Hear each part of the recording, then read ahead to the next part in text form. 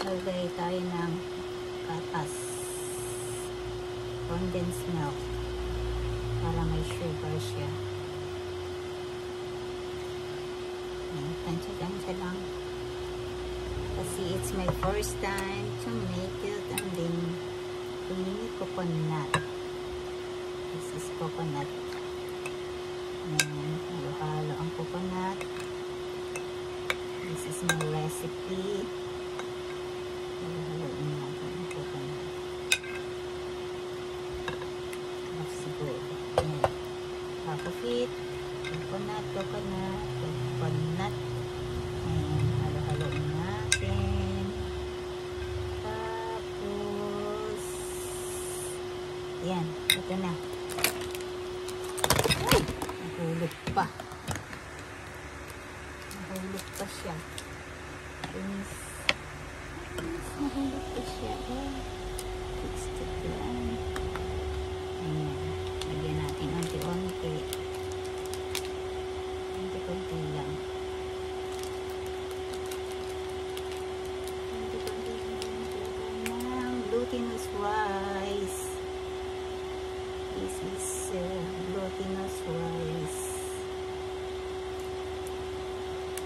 Ayan, glutinous rice. Ay, natapon na.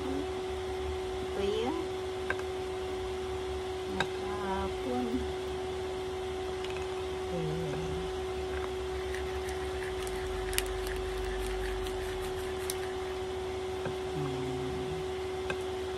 Tansya lang.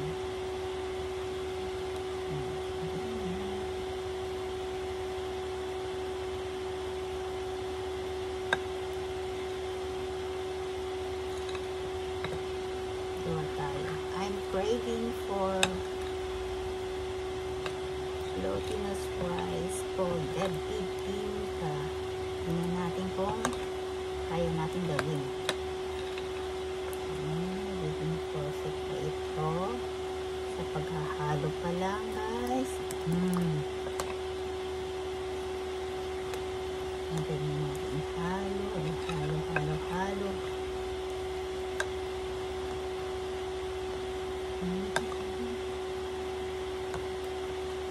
Wala akong pang bisik-bisik.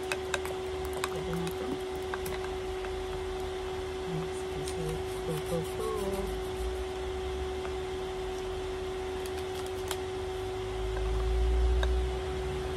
Konti-konti lang.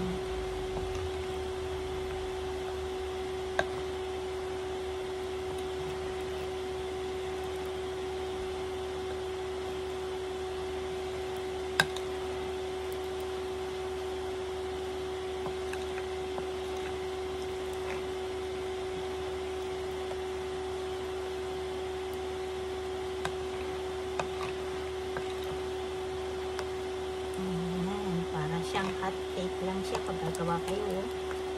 Parang hot cake lang siya.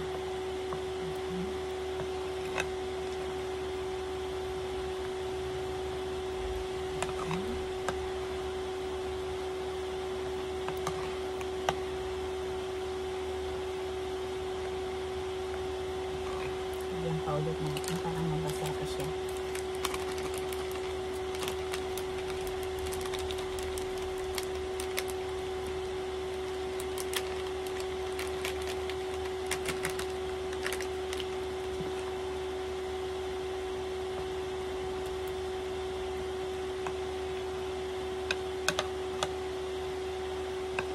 Malabnaw pa siya. Malabnaw.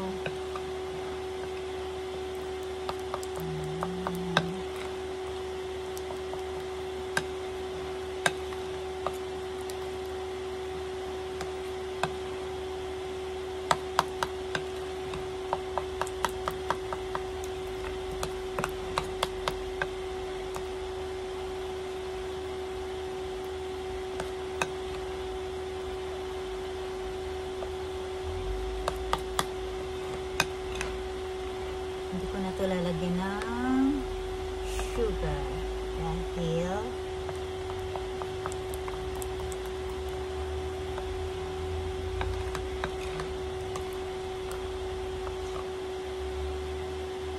natin ng milk.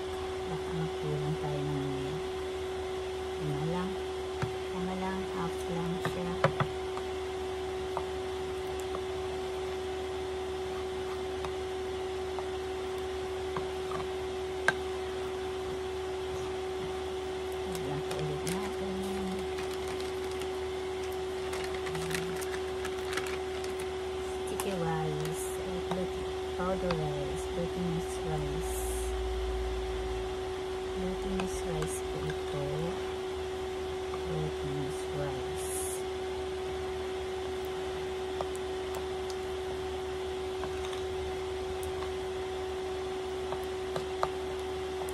Ito ay lulutuin lang natin sa kawali.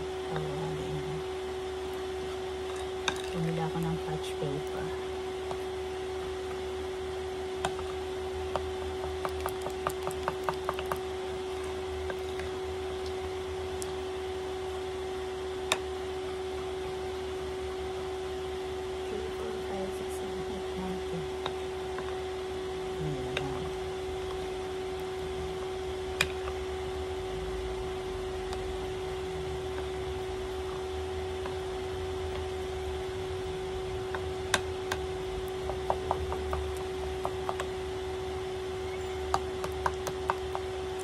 Kaya to, then let's add tutubig.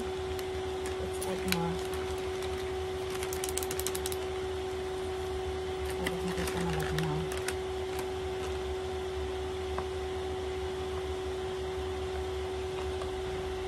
Tapon ka na naman.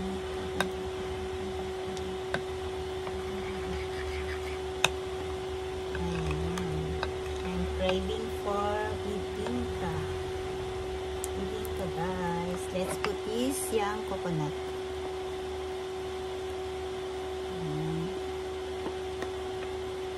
Yang coconut. Kinayod. Dapat yung kinayod kasi lang wala tayong nabiling kinayod. Kaya, yun na lang. Dami na. Ano kaya tsura niya ito? Ayan. Dami, parang bukupay na lang kaya ito. Diba? And then, lagyan pa natin ng cheese para mas sarap. Ay, daming cheese.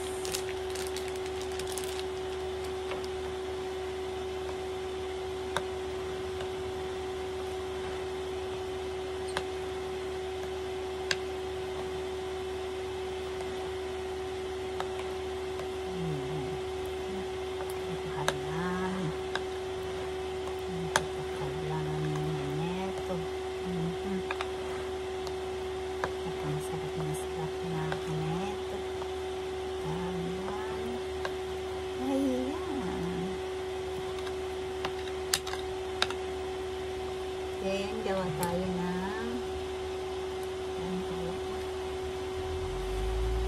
daming kalat.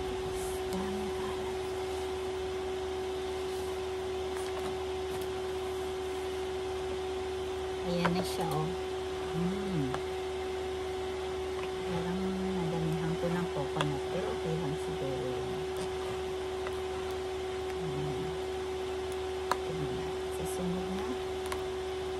Tapos gawa tayo ng patch sa kawali.